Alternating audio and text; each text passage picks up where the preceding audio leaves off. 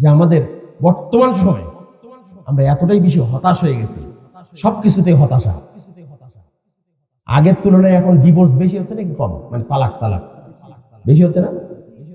আগের তুলনায় এখন মানুষের হার্ট অ্যাটাক বেশি হয় না কম? বেশি। মানে যত ডিজিজ আছে সব রোগের নতুন নতুন রূপ বের হয়ে গেছে না? একটা রূপের আবার 10-12টা করে রোগ এরকম আছে না? হয়ে গেছে। এখন তো ব্রেন স্ট্রোক হয়, হার্ট স্ট্রোক হয়, তাই না? না কত যে স্ট্রোক হয় ধরে। তাহলে এখন প্রশ্ন হচ্ছে, যখন তাকদীরকে আমরা বিশ্বাস করছি না, তখন আমাদের মধ্যে কিন্তু সমস্যাটা তৈরি হচ্ছে। এই জন্য আমি আপনাদেরকে পরিশেষে যে কথাটা বলতে চাইবো, যে আপনারা এখানে জানতে চান সুখী হওয়ার মূল মন্ত্র কি? সুখী হওয়ার মূল মন্ত্র জানতে চান না? সুখী হওয়ার মূল মন্ত্র হচ্ছে দুটি। এক, আপনি তাকদীরের প্রতি বিশ্বাস করবেন। আল্লাহ যা আমাদের জন্য নির্ধারণ করেছেন এটার প্রতি বিশ্বাস করবেন, তখন দেখবেন আপনার অন্তরটা শান্ত হয়ে যাবে। আর যখন বিশ্বাস করতে পারবেন না, তখন আপনার প্রেশার একবার হাই থেকে আরো হাই হবে। তাই হচ্ছে না বিষয়টা? তাকদীরের প্রতি বিশ্বাস করতে পারবেন, তাহলে আপনি সুখী হতে পারবেন। এ নিয়ে একটা গল্প শুনে আপনাদের মজা পাবেন। আমাদের হাদিস ফাউন্ডেশন শিক্ষা বোর্ডের চেয়ারম্যান ডক্টর আহমদ আব্দুল্লাহ সাকিব, উনি একটা গল্প কয়েকদিন আগে শেয়ার করছিল। আমি ওই গল্পটা আবার নোট করছি। গল্পটা হচ্ছে, এক রাজা আর মন্ত্রীর সাথে সবসময় শিকার করতে যায়। তো মন্ত্রীর একটা বৈশিষ্ট্য হচ্ছে, ভালো কিছু হলেও বলে নিশ্চয়ই আল্লাহর মধ্যে কোনো কল্যাণ রাখছে, খারাপ কিছু হলেও বলে যে নিশ্চয়ই আল্লাহর মধ্যে কোনো কল্যাণ রাখছে। তো রাস্তায় এবার যাচ্ছে শিকার করতে বনে, তো বনে শিকার করতে যাওয়ার পথে রাস্তাটা অনেক খারাপ। কিন্তু এই মন্ত্রী বলছে, রাজা সাহেব মন খারাপ করে না, রাস্তা খারাপ তা থেকে নিশ্চয়ই আল্লাহর মধ্যে কোনো কল্যাণ রাখছে। এবার শিকার করতে গেছে, শিকার করতে যাওয়ার পর তার হাতটা আহত হয়েছে, মানে ইনজিউর্ড হয়েছে। তো তখন ওই মন্ত্রী বলছে নিশ্চয়ই আল্লাহর মধ্যেও কি রাখছে, কোনো কল্যাণ। রাজা কিন্তু রেগে গেছে, কিন্তু কিছু বলতে পারছে না। এবার বাসায় আসছে, ডাক্তার দেখাইছে। তো ডাক্তার বলছে আপনার আঙ্গুল কেটে ফেলতে হবে, রক্ত যদি বন্ধ করতে চান তাহলে আপনার আঙ্গুলটা কেটে ফেলতে হবে। তো তখন ওই মন্ত্রী বলছে, রাজা সাহেব রাগ করে ফেলে, নিশ্চয়ই আল্লাহর মধ্যে কি রাখছে, বলো কল্যাণ রাখছে। এবার মন্ত্রী উপরে রাজা গেছে খেপে, কিরে আমার আঙ্গুল কেটে ফেললো, তাও বলছিস কল্যাণ আছে, একে জেলখানায় ঘর। তো তখন ওই মন্ত্রী জেলখানায় যাচ্ছে আর বলছে, রাজা সাহেব আমার জেলখানায় যাওয়ার মধ্যে কি আছে, কল্যাণ আছে। তো তখন রাজা বলছে, তোমার কি কল্যাণ আছে, তুমি জেলখানায় যাও। জেলখানায় পাঠিয়েছে। এবার রাজা যখন ভালো হয়ে গেছে, তখন আবার ওই বনে শিকার করতে গেছে, এবার একা গেছে। এবার বনে একদল মূর্তি পূজারী, তারা আবার একটা লোককে খুঁজতেছিল বলি দেওয়ার জন্য। তো রাজাকে পেয়ে গেছে, তো রাজাকে ধরে নিয়ে গেছে বলি দেওয়ার জন্য। তো যেমনি বলি দেওয়ার জন্য গেছে, তখন ওই রাজার দেখে যে রাজার আঙ্গুল কাটা, আর আঙ্গুল নাই। তো তখন ওই মূর্তি পূজারীরা বলছে, এই তো কুতা, এর তো বলি হবে না, ছেড়ে দেয়। তখন ছেড়ে দিচ্ছে।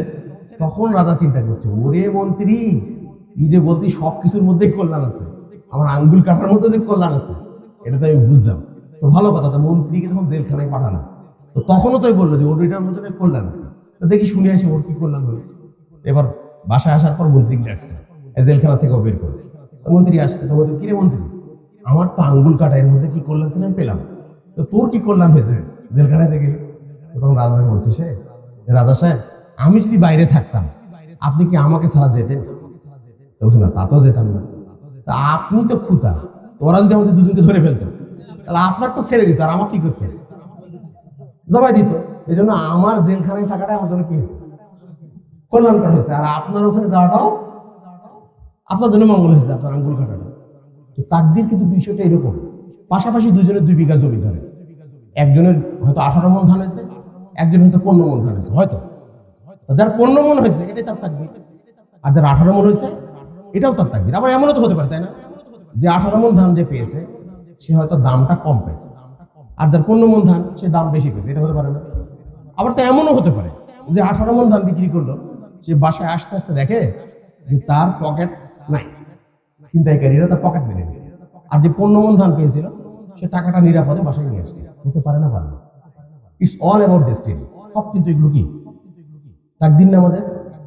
এই তাকদীরের প্রতি যখন আপনার বিশ্বাস হবে, তখন আপনার অন্তরটা কিন্তু শান্ত হবে। এই সুখী হওয়ার প্রথম মূল মন্ত্র মনে থাকবে ইনশাআল্লাহ। আপনার যেটাই হোক না কেন, মনে রাখবেন যে এর মধ্যে কল্যাণ আছে। আমিও কিন্তু আমাদের জীবনেও অনেক ক্ষেত্রে মনে হয় যে অনেক সময় অনেক কল্যাণ পাই।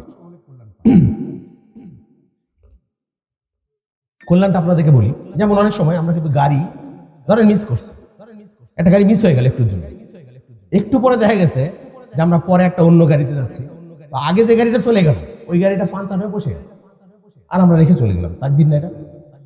এটা কিন্তু তাকদীর। তো কাজে আমরা যদি তাকদীরের প্রতি বিশ্বাস করতাম আমরা সুখী হতে পারবো। পারবেন ইনশাআল্লাহ?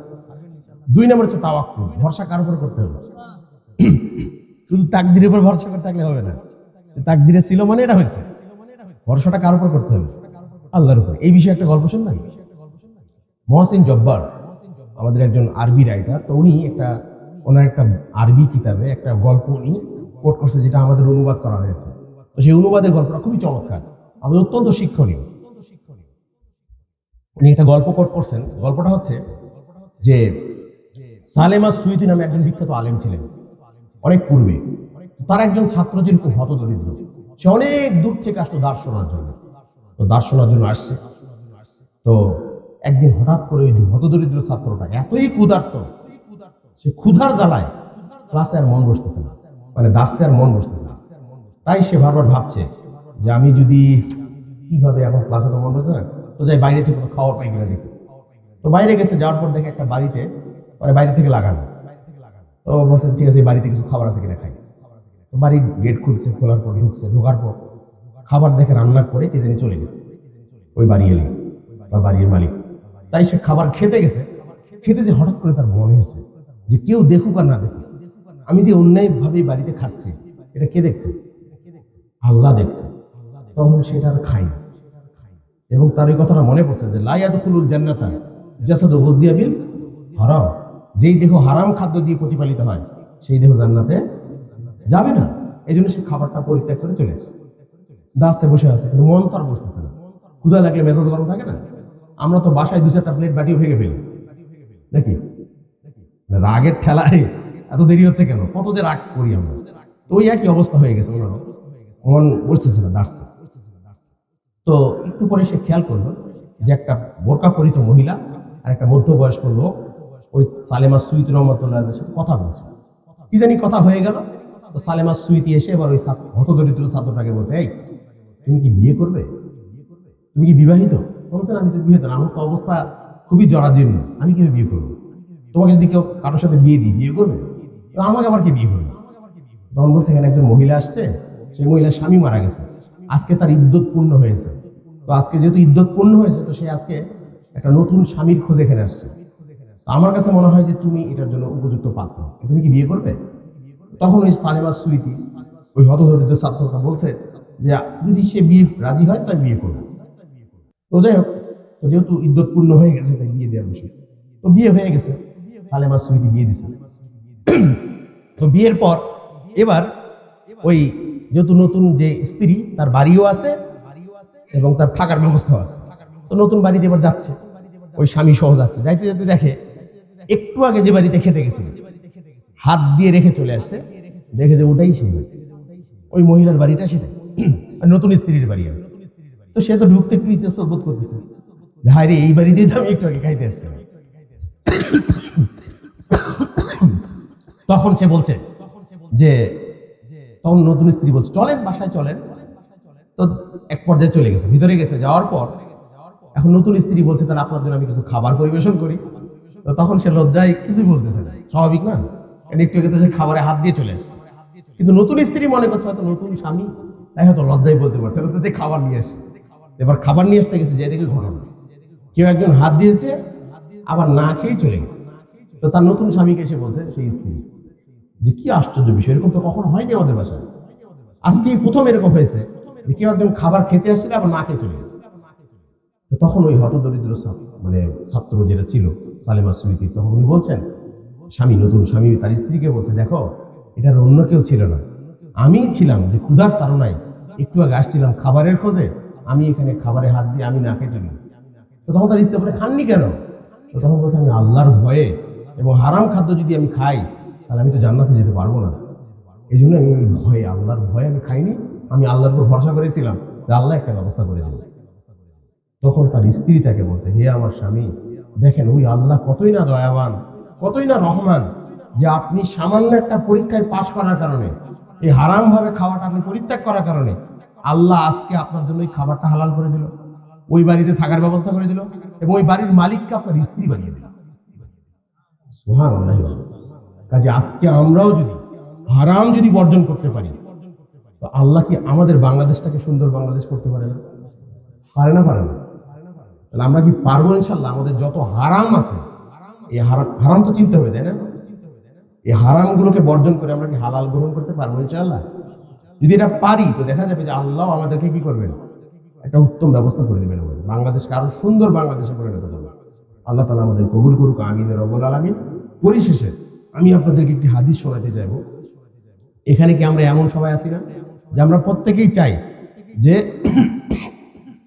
আমরা যেন যদি বেঁচে থাকি আমরা রিজিক প্রাপ্ত হই এবং এই রিজিকটা যেন আমাদের জন্য যথেষ্ট হয়, আর যদি মারা যাই আমরা যেন জান্নাতে যাই। এরকম আছি না আমরা? এরকম একটা বিষয়, একটা হাদিস আপনাদেরকে আমি শোনাইতে চাইবো, যে আসলে আমরাও আজকে যেন সবাই এই হাদিসটিতে গ্রহণ করি। রাসূলুল্লাহ সাল্লাল্লাহু আলাইহি ওয়াসাল্লাম বলছেন, আবু দাউদ 2494 নম্বর হাদিস, রাসূলুল্লাহ বলছেন, সালাসাতুন কুল্লুহুম যামিনুন আল্লাহ। 3 শ্রেণীর ব্যক্তি আছে যে আল্লাহর জিম্মায় থাকে। সুবহানাল্লাহ। জানতে চান না ওই 3 শ্রেণীর ব্যক্তিকে? 3 শ্রেণীর সঙ্গে বলা হচ্ছে, ইন আশা রুজিকা কুফিয়া। ওই 3 শ্রেণীর ব্যক্তির মধ্যে যদি কেউ বেঁচে থাকে তাহলে সে রিজিক প্রাপ্ত হয় এবং এই রিজিকটা তার জন্য যথেষ্ট হয়ে যায়। সুবহানাল্লাহ। এরপর বলছেন, ওয়াইন মাতা আদখালাহুল্লাহুল জান্নাহ। আর ওই ব্যক্তি যদি মৃত্যুবরণ করে তাহলে ওই ব্যক্তি জান্নাতে প্রবেশ করে। তাহলে বোঝা গেল তো ফজিলত।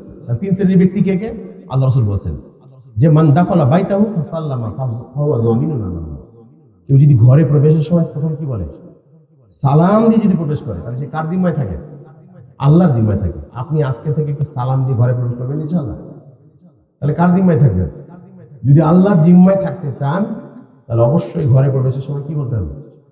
সালাম দিয়ে প্রবেশ করতে হবে, কেউ থাকা না থাকে। বোঝা গেল? পারবেন ইনশাআল্লাহ আমলটা করতে? এটা কিন্তু এত সহজ না, ভুলে যাবেন। কিন্তু এটা কিন্তু ইসলামের আদব, ইসলামিক একটা শিক্ষা, ইসলামের একটা বিধান। এরপর আলোচনা 2 নম্বর বিষয় বলছেন, অমান খরাজ ইলা মসজিদি ফাহুয়া যামিনুন আল্লাহ। 2 নম্বর ব্যক্তি যে মসজিদের দিকে যায় সেই ব্যক্তি কার জিম্মায় থাকে? আপনারা থাকতে পারবেন না, মসজিদের জন্য আসতে পারবেন না দিনে 5 বার। 3 নম্বর বলছেন, অমান খরাজা ফি সাবিলিল্লাহ ফাহুয়া যামিনুন আল্লাহ। 3 নম্বর ব্যক্তি যে আল্লাহর রাস্তায় থাকে সেই ব্যক্তি কার জিম্মায় থাকে? আল্লাহর জিম্মায় থাকে। এখন প্রশ্ন হচ্ছে যে আমরা আপনাদেরকে সবগুলো বিষয় বলে লাস্ট যে কথাটা বলতে যাচ্ছি ভাই, সেটা হচ্ছে আজকে আমরা অনেকগুলো আলোচনা করেছি। আলোচনার মূল বিষয়গুলো আপনাদেরকে এক নজরে বলি। আমরা শত জুলুম অত্যাচারী আসুক না কেন, আমরা লা ইলাহা ইল্লাল্লাহ ছাড়বো না ইনশাআল্লাহ। রাজি আছেন ইনশাআল্লাহ? 2, আমরা সর্বাবস্থায় আমরা আল্লাহ স্মরণ করব, ইসলামের যে বিধিবিধানগুলো আছে সেগুলো মেনে মেনে চলবো ইনশাআল্লাহ। রাজি আছেন? কি কি বললাম না? ঘুম থেকে ওঠার সময় দোয়া, আবার ঘুমানোর সময়ও দোয়া আছে না, এর মাঝখানে যত দোয়া, সবগুলো আমরা বলার চেষ্টা করবো। রাজি আছেন না? 3 নম্বর বিষয় বললাম, সুখী হওয়ার মূল মন্ত্র কয়টা? কি কি বলেন তো দেখি? তাকদীরকে মেনে নেওয়া আর আল্লাহর উপরে ভরসা করা। এটা গেল। লাস্ট কথা যেটা বললাম, 3 শ্রেণীর ব্যক্তি আল্লাহর জিম্মায় থাকে। 3 শ্রেণীর ব্যক্তি কার জিম্মায় থাকে?